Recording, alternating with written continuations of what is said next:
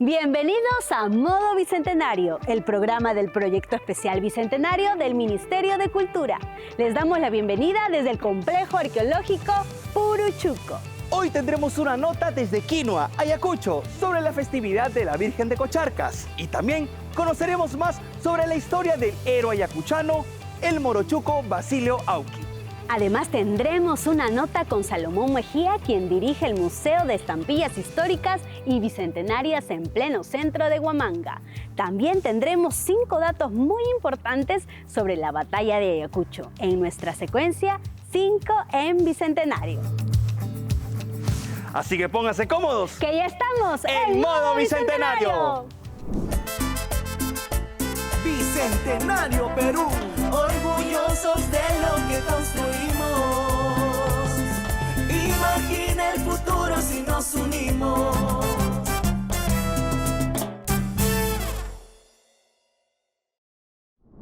El distrito de Quinua en Ayacucho estuvo de fiesta por la celebración en honor a la Santísima Virgen de Cocharcas, patrona de la comunidad. Esta festividad no solo convoca a miles de fieles, sino que también preserva siglos de historia y cultura viva. Nuestro corresponsal Jerico tiene la nota.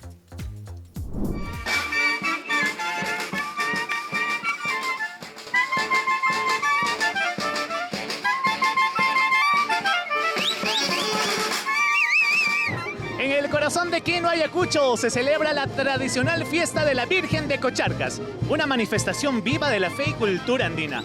Vamos a explorar la devoción de los pobladores, la riqueza de sus costumbres y los coloridos rituales que han perdurado por generaciones. Acompáñanos a descubrir la historia y las expresiones artísticas que hacen de esta fiesta un símbolo de identidad y espiritualidad en los Andes peruanos. ¡Vamos!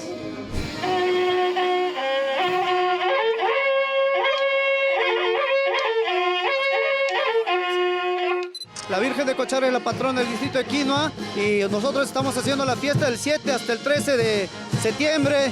Este año estamos celebrando la fiesta patronal Virgen de Cocharcas en honor a nuestra patrona Mamacha Cocharcas, edición Bicentenario. Lo celebramos con mucha fe, con mucha confraternidad y también recibimos a todos los quinuinos que viven también en otros departamentos, a todos los ayacuchanos para celebrar esta fiesta en unión. ¿Cómo usted vive esta festividad religiosa? Emocionante y reencontrándonos con nuestra familia que vienen del exterior y en unidad, adorando a Mamacha Cocharcas. Invitamos a todos los peruanos, a los turistas nacionales e internacionales que vengan a visitar Quinua, no solo en su fiesta patronal. Se nos viene también una actividad muy importante, el Festival de Canto a la Libertad, que es el 5 y 6 de octubre, que coincidentemente también se celebra el aniversario de Fundación Política de Elevación de nuestro distrito de Quinua, ¿no? Y también tenemos muchas actividades y el 9 de diciembre todos los peruanos estaremos concentrados acá en Quinua.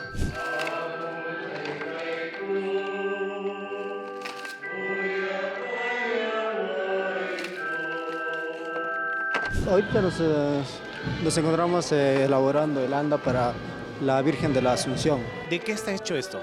Este es un choclo, ¿no? Tiene un parecido a un choclo. Está elaborado de parrafina, de la cera. ¿Y cuántos choclos aproximadamente calculas o lo tienen previsto para que entre aquí en el AMDA? La cantidad de los choclos que se necesita para esta anda es de 400 choclos. Nos toma un tiempo de 1 mes y medio para la elaboración, con todos los materiales, ¿no? Que nos toma tiempo, pues, de 1 mes.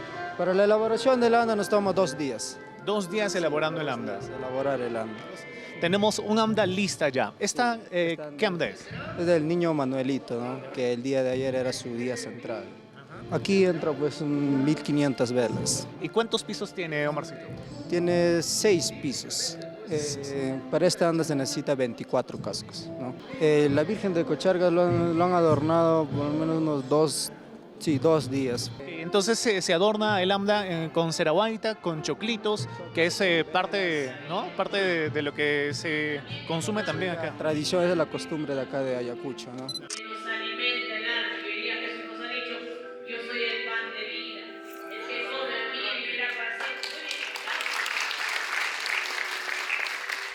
El maestro artesano Alejandro Limaco, ceramista y acólito de la iglesia de Quinua, tiene 75 años. Ha vivido toda su vida en este histórico pueblo ayacuchano que se siente orgulloso de la fe que le profesan a la mamacha de Cocharcas. Nuestra Virgen Santísima, Virgen de Cocharcas de este pueblo de Quinua, la patrona principal, el día de la bendición, ya van a salir las 3 andas.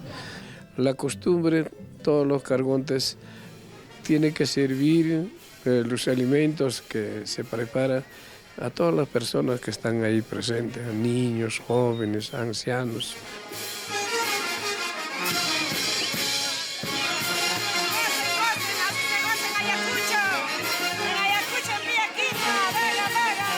Cuéntenos qué artesanías se usan en esta festividad. Bueno, desde muchos años atrás la alfarería se relacionaba bastante con las festividades de nuestro pueblo. Por ejemplo, aquí tenemos las vasijas. Nosotros lo llamamos, el grupo más al sur lo llaman las chumbas. Aquí también tenemos. Y hay otros más abiertos. Desde la preparación de la chicha de molli o jora, se utilizaba todo recipiente de alfarería tradicional. Todos los servicios que se utilizaba durante la fiesta era todo de barro, arcilla, ¿no? Entonces estos eran más como toros ayacuchanos, como unas jarras para servir chicha de jora o molli también. El huajrapuco, ¿no? El huajrapuco siempre está en las festividades del fiesta patronal, que son músicos de nuestra zona, que los instrumentos que utilizan es elaborados de cachos, entonces siempre lo cual lo plasmamos, siempre está relacionado. Aquí, por ejemplo, igualmente tenemos... Esta sería la iglesia de Quinua. Iglesia del pueblo de Quinua. Iglesia matriz. Iglesia matriz San Pedro de Quinua, que está con la procesión de Virgen de Cocharcas, que es patrona del pueblo de Quinua, ¿no? Le invito a toda la población a que nos visite al pueblo de Quinua. Si alguien viene a Ayacucho, es obligado pasar por Quinua. Y más aún, este año estamos en las festividades del bicentenario de la batalla de Ayacucho.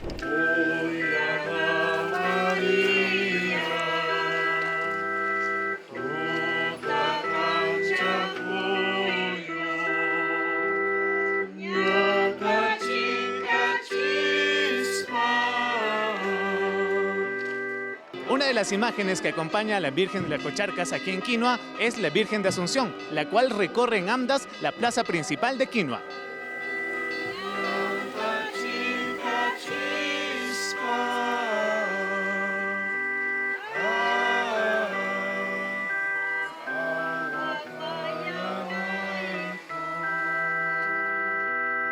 ¿Qué se siente ser alferado? O sea que uno hacemos por primer lugar por nuestra imagen, segundo por nuestro pueblo, para que estamos todos alegres, felices en el mes de septiembre, ¿no? Por la Virgen de Cocharcas. Tenemos muchos visitantes, no solamente locales. Hay mucha visita por el tema de los devotos de la Virgen de Cocharcas, ¿no? Para nosotros los músicos es una oportunidad grande que la Virgen nos da a nosotros y para deleitarle con lo que más sabemos que es nuestro arte durante estos 7 días de festividad. Y es un agradecimiento a la Virgen venir desde Huamanga aquí para mostrarle lo mejor de nuestro repertorio.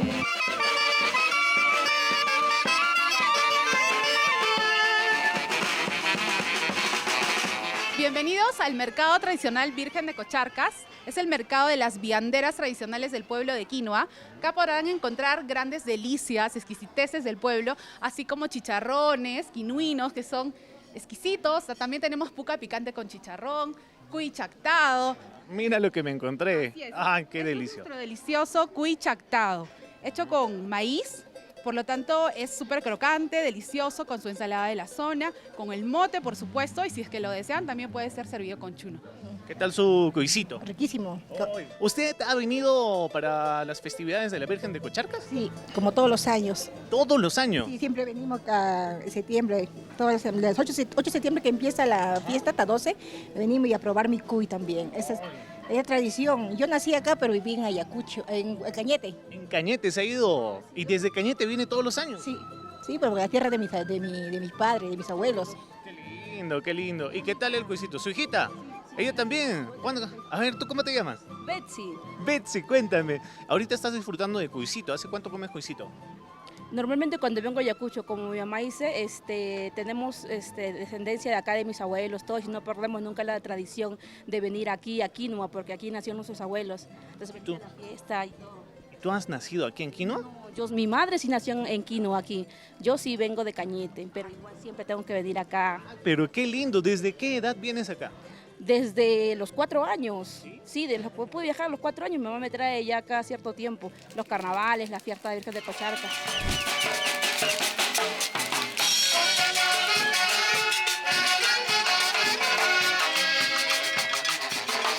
La Plaza de Quinua en esta actividad se pone realmente interesante porque tenemos 3 castillos, amigos. Sí, 3 castillos en honor a la Santísima Virgen de Cocharcas. ¿Hace cuánto tiempo estás en estas actividades por la Virgen de Cocharcas, Neofail? La experiencia más de 20 años y anualmente siempre la gente confía en nuestra persona y nos va buscando los donantes. El castillo se elabora más o menos 2 semanas a 3 semanas. Si es un buen castillo, hasta un mes.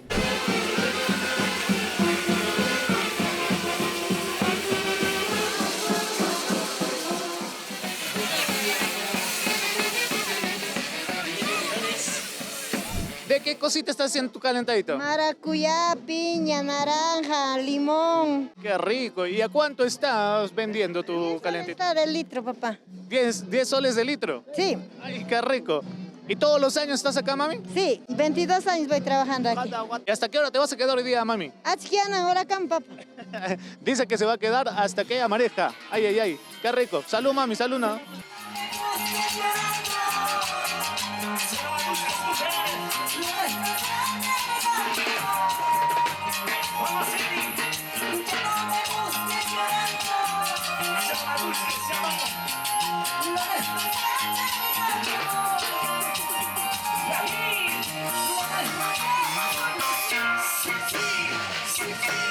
Amigos, vamos a probar este ponchecito que han dado los del trono para esta noche. Y si tú estás obviamente en las celebraciones, tienes que degustar de esto. A su salud.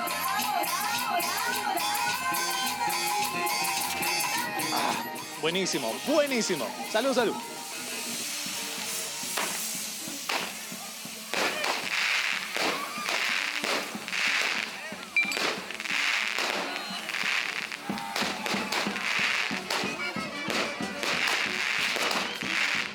Concluimos nuestro recorrido por la fiesta de la Virgen de Cocharcas con este hermoso escenario. Los cantos, bailes y expresiones artísticas que hemos presenciado no solo reflejan el fervor religioso, sino también el legado cultural de los habitantes de Quinua. Mantienen vivo con orgullo y trascienden en el tiempo y las generaciones. Así que nos vemos en nuestra próxima incursión.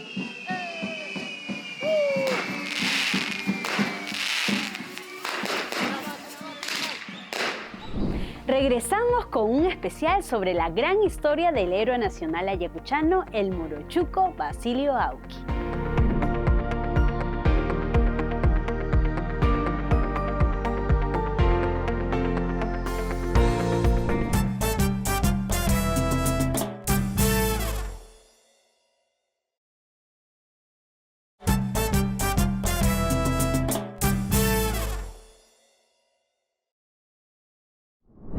Basilio Auqui Guaitaya, más conocido como Basilio Auqui, fue un líder de la resistencia ayacuchana que luchó por la consolidación de la independencia. Este histórico morochuco además es reconocido como héroe y mártir de la independencia del Perú. Es parte de la identidad ayacuchana y su legado hasta hoy se reconoce. Conozcamos su historia en el siguiente reportaje documental.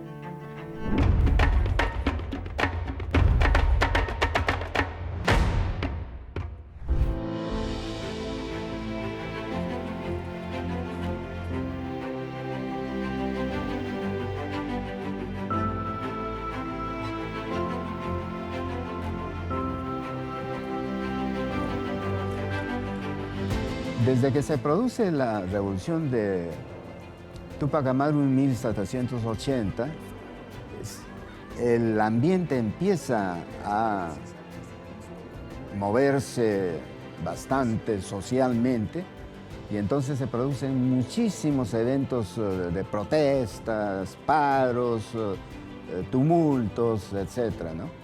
Entonces en la región de Ayacucho y sobre todo en la Altipampa Cangallina, en la zona de los Morochucos, esto se hace en forma mucho más sostenida. Y en 1814, en la que se da una revuelta de indígenas acá en la ciudad, y entonces a partir de eso muchas mujeres comienzan a tener esa idea de poder tener esa libertad que querían en Huamanga.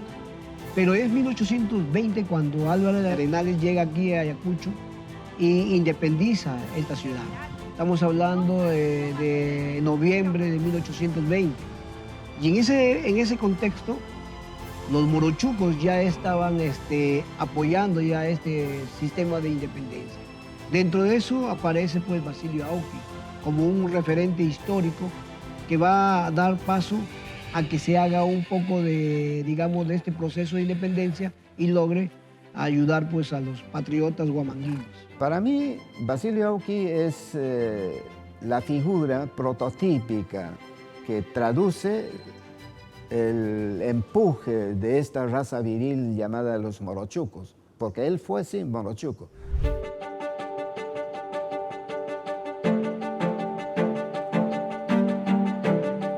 Los morochucos forman parte de un grupo de habitantes de la zona de Pampacangayo que se dedicaban a la ganadería y a la comercialización de ganado.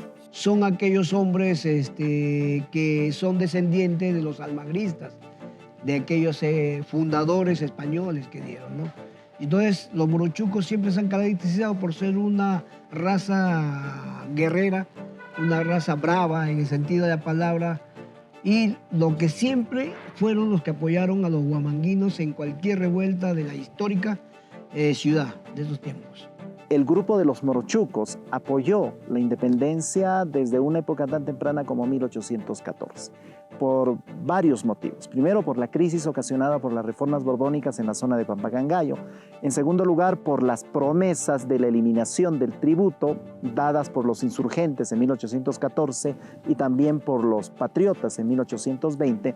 Y en tercer lugar, por todas las transformaciones políticas que ocasionó el interregno liberal. Primero a partir de 1809 y posteriormente a partir de 1820. Se decía morochucos porque, más que todo, porque usaban pues, los gorros, como eso lo han traído por los españoles, ¿no? Por el frío mismo que hacía, se ponían unos gorros, ¿no? Y encima su sombrerito, los chucos, que decían, ¿no? Entonces en quechua morochuco le decían los campesinos. Las descripciones coinciden en señalar que eran unos personajes de tez más o menos clara, con barba abundante, con unos ponchos y con unos gorros especialmente diseñados para las inclemencias del clima. Sabemos por historia que los españoles desde su arribo han tratado de obtener tierras, iban por aquí por allá, entonces venían también por Cangallo, otras zonas, entonces ellos se ponían esos gorros, ¿no? Entonces nos hemos dado cuenta que en la mayoría tenían ese color blanco, ¿no? Hasta ahora, el color blanco, gringos, ojos verdes, celestes, claros, ¿no? Entonces el gen dominante era el gen de los españoles. La identidad morochuca es una identidad asignada por los realistas a estos vaqueros, habitantes de Pampacangayo, que apoyaron a las fuerzas patriotas en la Guerra de la Independencia. Son los realistas los que los empiezan a llamar como morochucos y ellos posteriormente asumen esa identidad que vendría a ser una identidad postcolonial, es decir, una identidad surgida en el contexto de la Guerra por la Independencia. Y entonces surge toda una caballería que llamamos de los morochucos. Unos grandes jinetes que de una u otra forma lograban pues, destrezas con eso. Tenían su llamado cocobolo.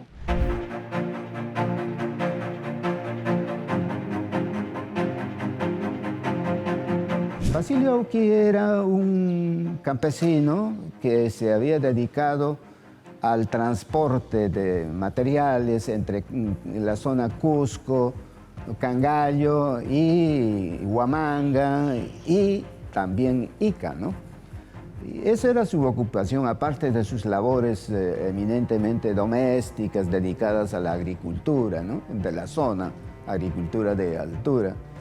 Autores como Carlos Mendívil, Hernán Palomino, Jesús Carrillo, son los que en la década del 60 comienzan a identificar a Basilio Auqui como un gran héroe. Según la tradición oral, Basilio Auqui aparece más o menos hacia 1814 en el contexto del apoyo que los morochucos brindan a la sublevación de los hermanos Angulo.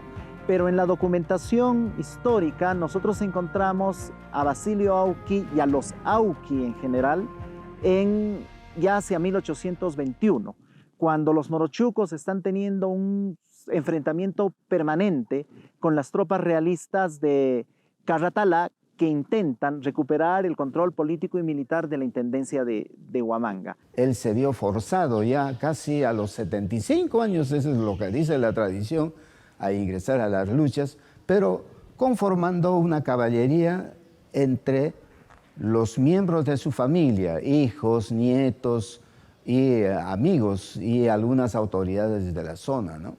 El enfrentamiento es básicamente por retener el control del territorio. En tanto, para los españoles, el territorio es una zona de comunicación entre la Sierra Central y la Sierra Sur y el Alto Perú. Y para los patriotas y para los guerrilleros morochucos es importante bloquear esa comunicación ocupando militarmente el territorio. Chay español kunata harjonanchi kachkan. Chaymi llapa llaqta masinchikta. Junio mospa purichkani chulla maquilla, chulla sonjolla. Harjonanchikpaq puchukachinanchikpaq. Mamay yachankim. Wawanchikuna, willkanchikuna, ñuqawan purichkankuña. Chay guerraman rinanchikpaq. Chaynata niptikiqa papay llapachanchik llapachanchik rispa peleamos chaykunawan.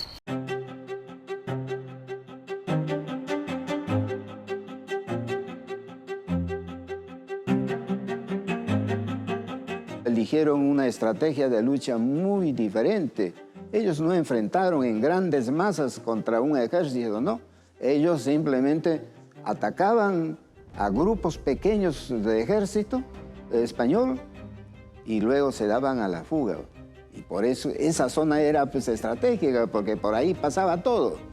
Pasaban incluso el acopio de las rentas que se daban en el Cusco hacia Lima, ¿no? Y de una u otra forma hablan de que cómo Basilio Auqui logró, junto con los morochucos, tratar de derrotar a los batallones de Fernandini el 28 de noviembre de 1821, cuando les pone una trampa. Basilio Auqui, dentro de su ingenio, capta mucha gente de muchos lugares y los hace arar en un lugar llamado Sechapampa, una pampa, convirtiendo en un lodazal de más o menos de 150 metros por 60 metros. Tratando de que el río que estaba muy cercano disruya por los campos y haciendo un pantano y escondiendo el pantano con hojas. Solamente había unos lugares de tránsito donde ellos podían pasar unas señales y ponerse al otro lado del pantano ese. Las fuentes documentales mencionan el liderazgo de los Auquis. Entonces, lo más probable es que Basilio Auqui, junto con los demás integrantes de su red parental, haya liderado las acciones, haya planificado y haya liderado las acciones.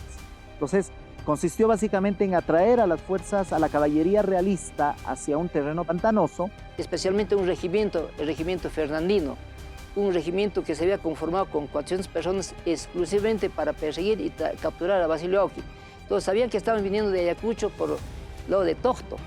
Entonces, a propósito, los atraen. Al ver esto, pues el regimiento Fernandino comienza a perseguirlos. Entonces los lleva por ahí poco a poco, no sin perder de vista, los llevan a la trampa. Entonces ellos cruzan y se ponen en posición de batalla. Los españoles de esa época sabían eso, que esta posición de batalla significaba ponerse en cierta posición, ¿no?, de ataque.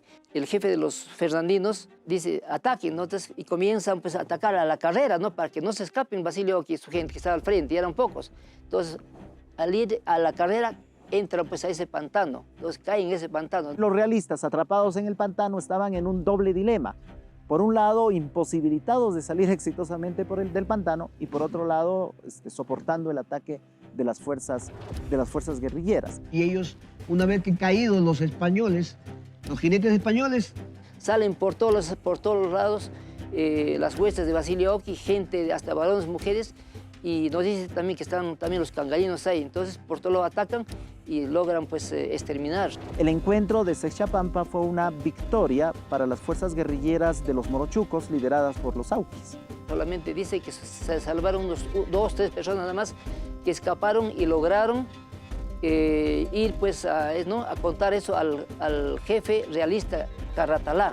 José Caratalá, al enterarse de lo que había ocurrido, ordena a través de un decreto, y eso está en las tesis de José Iwen y en nuestros libros que también hemos publicado, en la cual de una u otra manera ordena que Cangallo sea incendiada. En su cólera, porque sabía que los cangalinos estaban tras de esto, viene con más de 2.000 soldados, con toda la artillería, vienen en 2 días y llegan a Cangallo el 17 de diciembre y incendian Cangallo. No solo incendian, destruyen totalmente Cangallo, porque sabían que Cangallo aquí era donde se tejía todas esas cosas, ¿no? También Basilio Auqui estaba siempre presente aquí con los cangalinos. Y esta venganza es mucho peor cuando se le captura también a Basilio Auqui y se lo mata, ¿no? La documentación de la época menciona que simplemente fueron ejecutados. Incluso hasta el momento se discute la forma como fueron ejecutados, si fueron fusilados o si fueron sentenciados, por ejemplo, a la pena del garrote. Cuando él pide que no quería ser muerto para que no vea a sus hijos morir, le dijeron que no. Primero sus hijos para que él lo vea y lo matan luego a él, ¿no?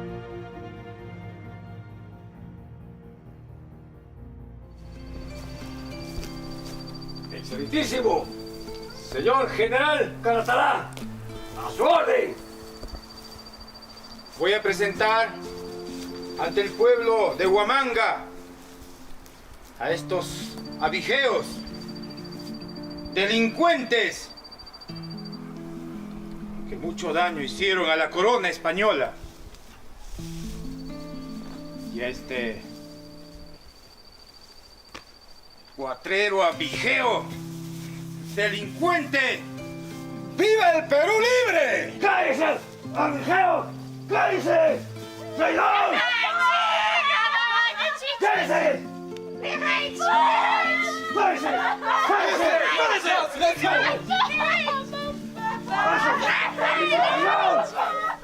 ¡Mátenlo a todos salvajemente! ¡A todos los familiares de Basilio!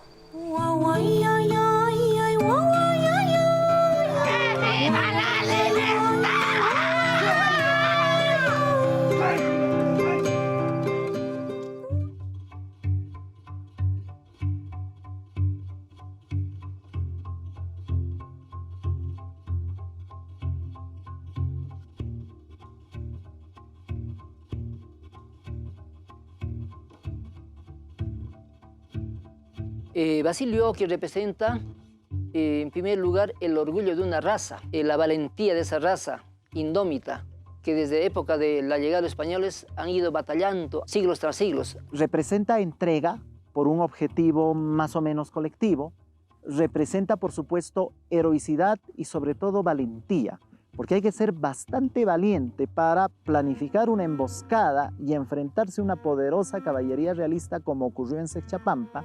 Representa 2 cosas. Uno, que ha motivado y ha juntado lo que llamaríamos la identidad del pueblo cangallino.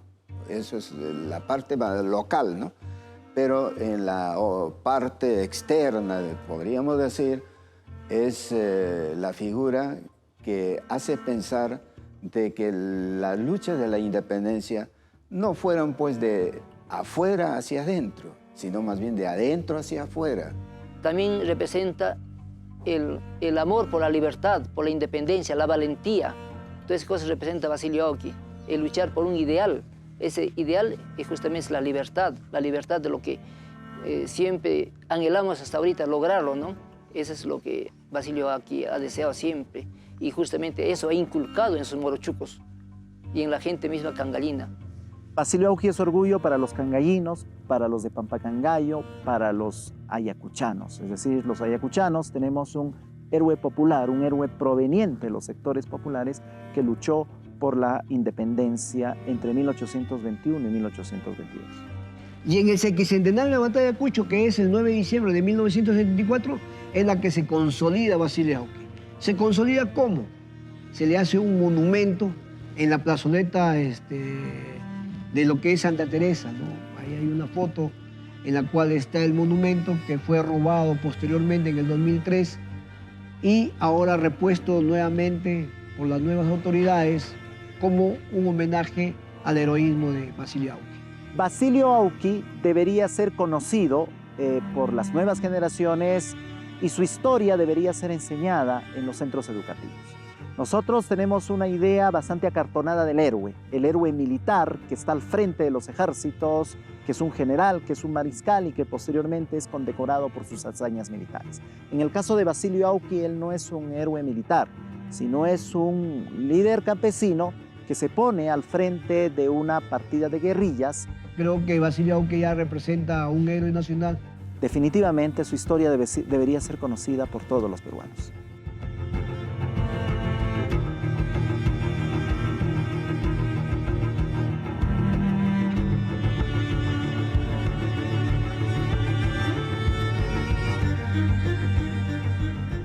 Regresamos con Salomón Mejía, quien dirige el Museo de Estampillas Históricas y Bicentenarias en pleno centro de Huamanga.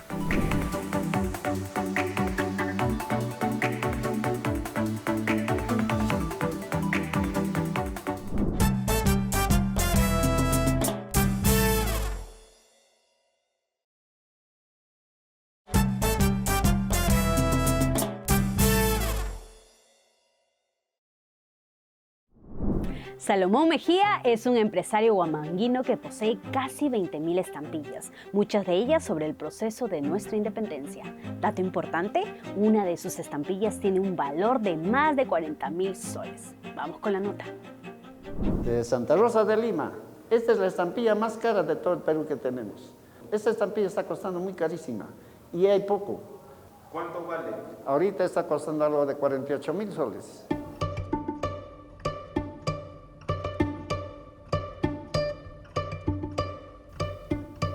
Salomón Mejía Martínez, ilustre ayacuchano afincado en la histórica Huamanga, es dueño, administrador y guía principal de un museo filatélico, ubicado a pocos metros del óvalo que luce el monumento al guerrero Huari.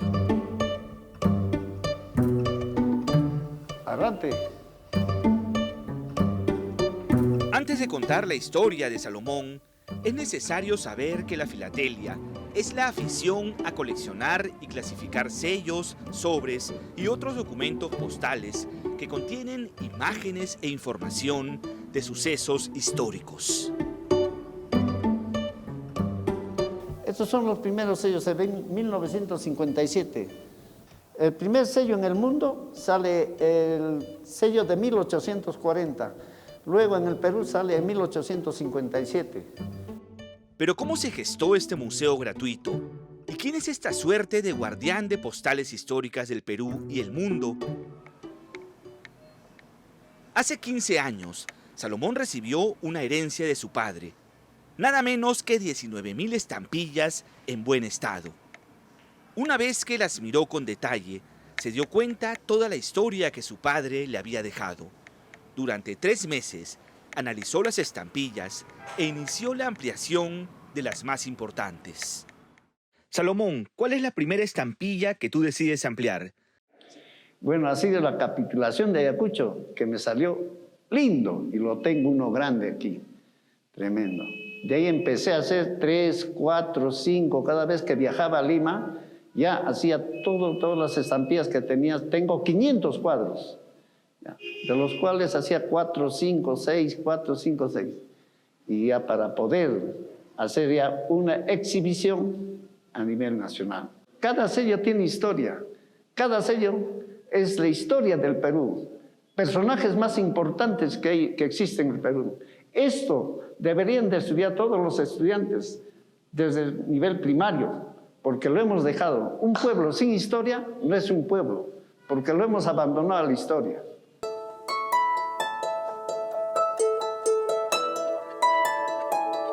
Salomón tiene una valiosa colección sobre la historia de la independencia del Perú, sobre todo de las batallas de Junín y de Ayacucho, y de sus principales protagonistas. Tengo algo de 55 estampillas vinculadas a lo que se llama bicentenario, incluso de diferentes países.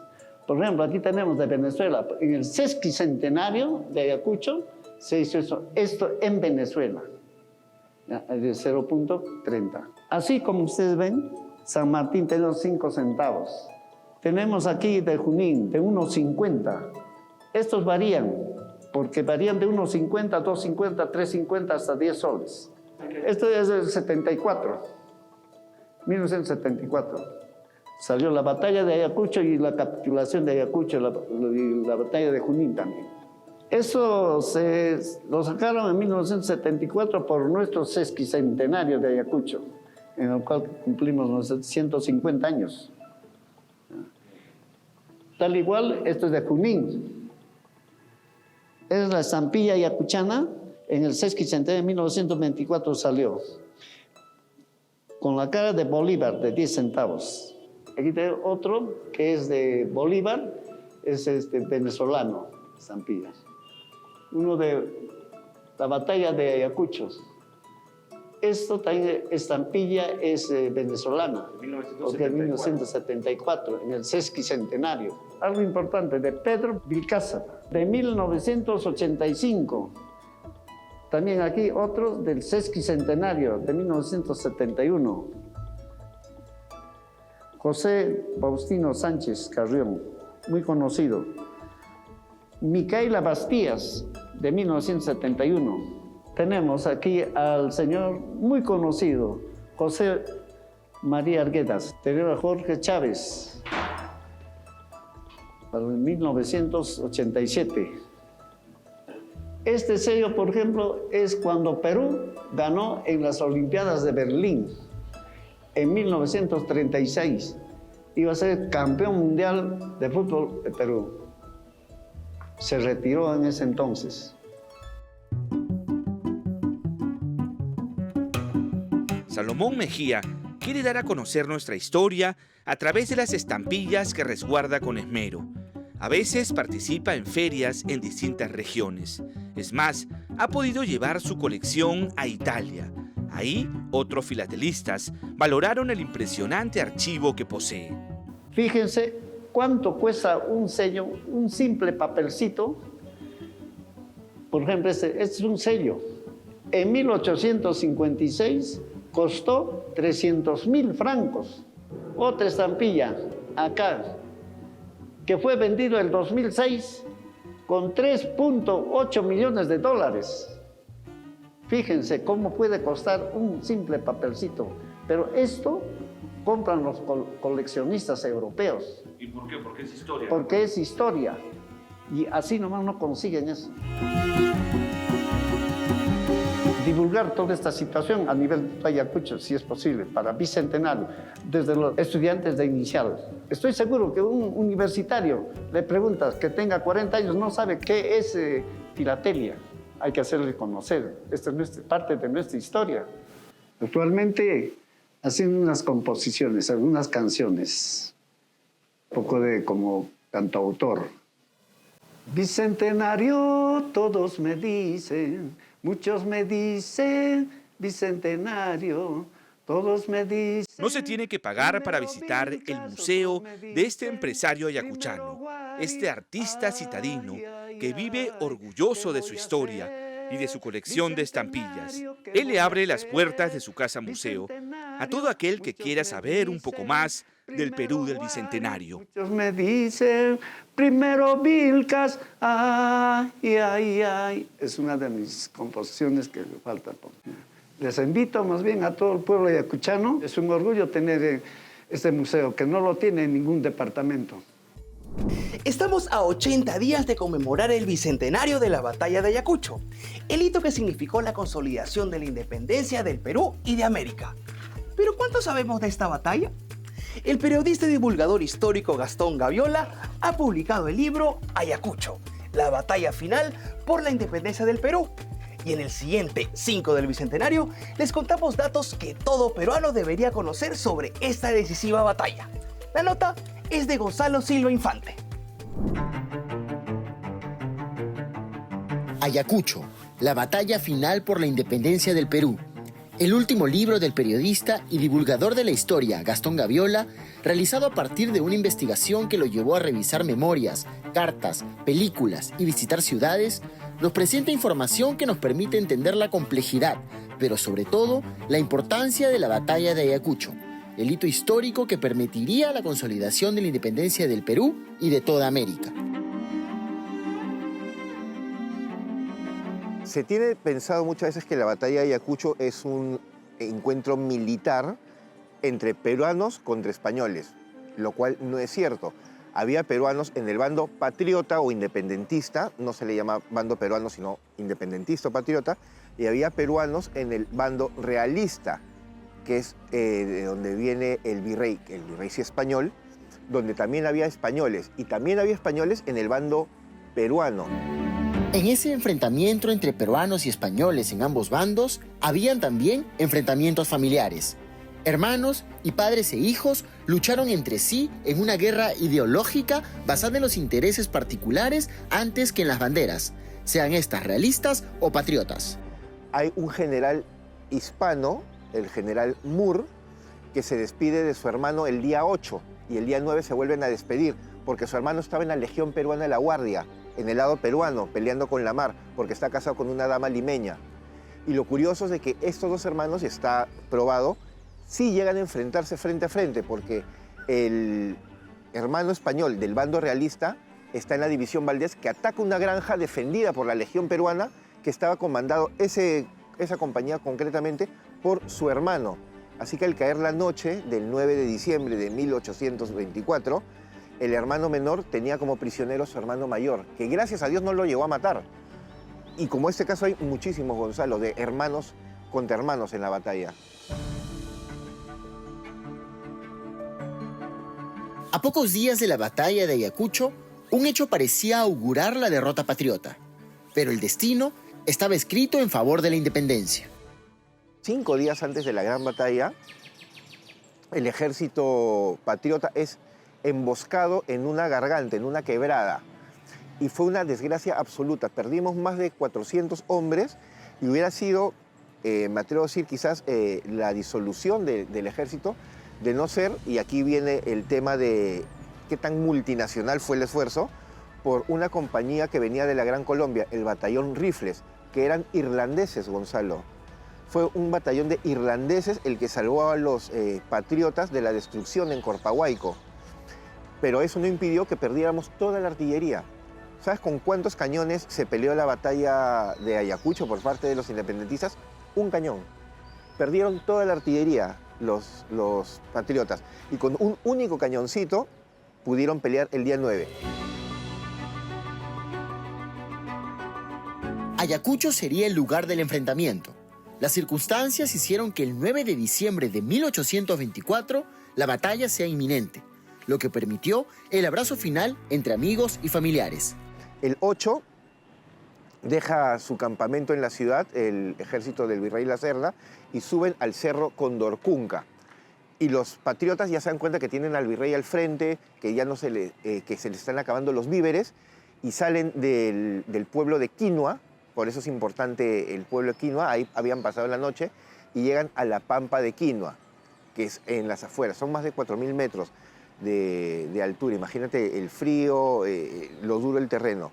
Por eso es que ya se tenían el día 8 un ejército en la cima del cerro, en la falda, y otro ejército, que es el patriota, en el llano. Por eso es que se da la oportunidad que el día 9 se puedan despedir los hermanos, los padres, los hijos, porque están uno al frente del otro. La batalla era innegable que se iba a dar el 9.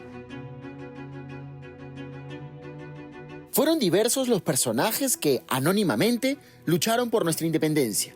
Entre ellos, destacó la figura de Basilio Auqui, el líder de los morochucos. Lo que hacía Basilio Auqui era, como cualquier guerra de guerrillas en ese momento, Basilio Auqui tenía prácticamente 10 años haciéndole la guerra a los realistas, era hostilizarlos. Interrumpía las comunicaciones, capturaba los correos y al final, lamentablemente, fue capturado y tuvo una ejecución muy cruel. Se le obligó Te dije que era una empresa familiar la de ellos, una iniciativa familiar.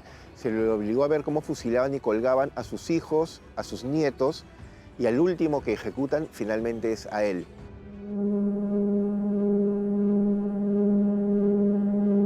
La unión fue clave para lograr el triunfo en Ayacucho.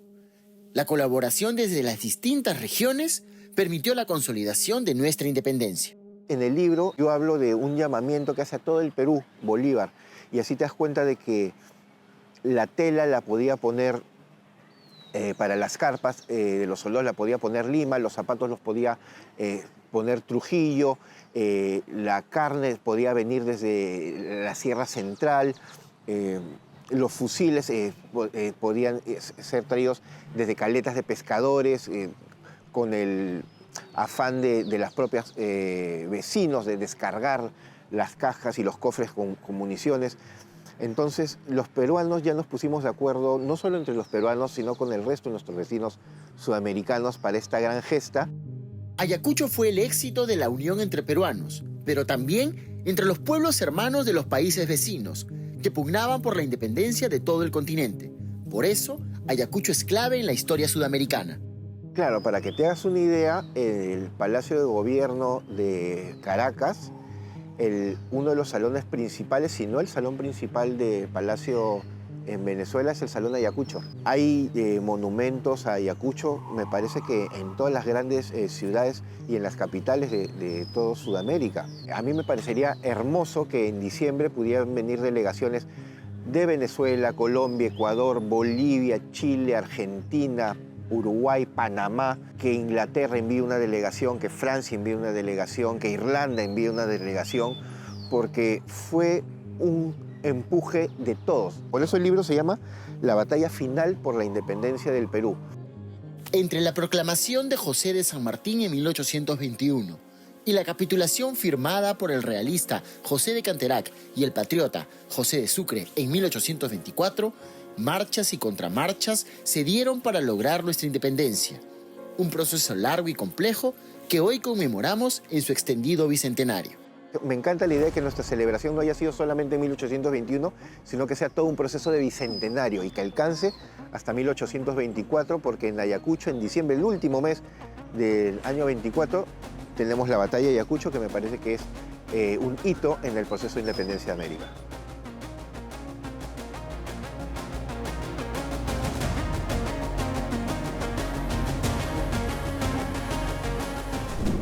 Regresamos con más en modo bicentenario.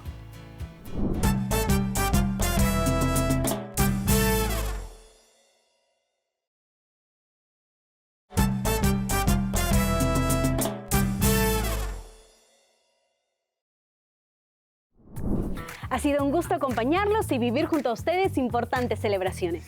Semana a semana conoceremos más de las festividades que se darán en el marco de la conmemoración de nuestro Bicentenario 2024. Este programa llega gracias a la señal del Instituto Nacional de Radio y Televisión del Perú. Y no te olvides de seguirnos en nuestras redes sociales. Y recuerden que ya estamos en modo Bicentenario. ¡Nos ¡Chao! vemos! Bicentenario Perú.